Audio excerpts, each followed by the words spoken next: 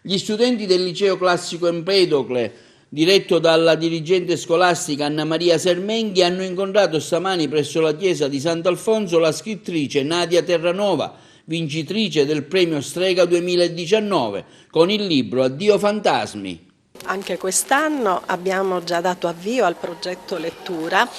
programmando una serie di incontri con autori e scrittori del nostro tempo che potranno offrire ai nostri studenti la possibilità anche di confrontarsi con il mondo appunto della narrativa, il mondo della poesia, il mondo dei libri, che è appunto quel mondo affascinante, profondo, ricco di suggestioni ma anche di conoscenze che non dovremmo mai abbandonare e dimenticare in un percorso che è appunto un percorso di crescita e di formazione. Siamo sempre stati convinti come proprio in stretta aderenza con il percorso curricolare della scuola,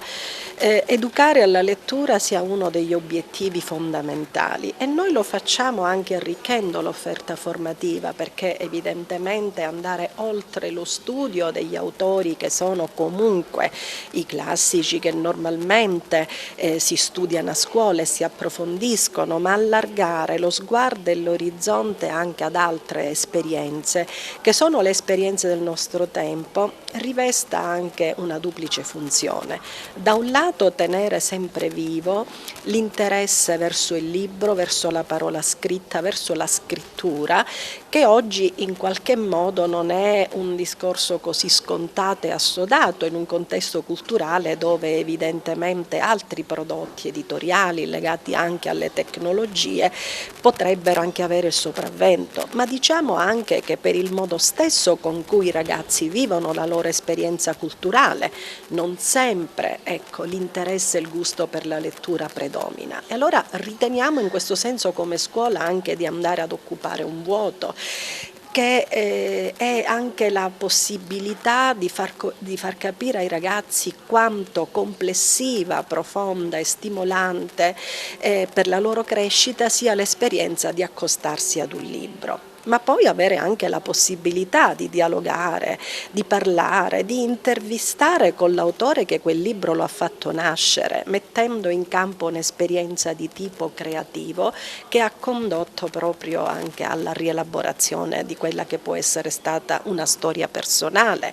ma anche una vicenda non sempre autobiografica, più o meno reale, ma che sicuramente il libro ha saputo trasfigurare e reinventare.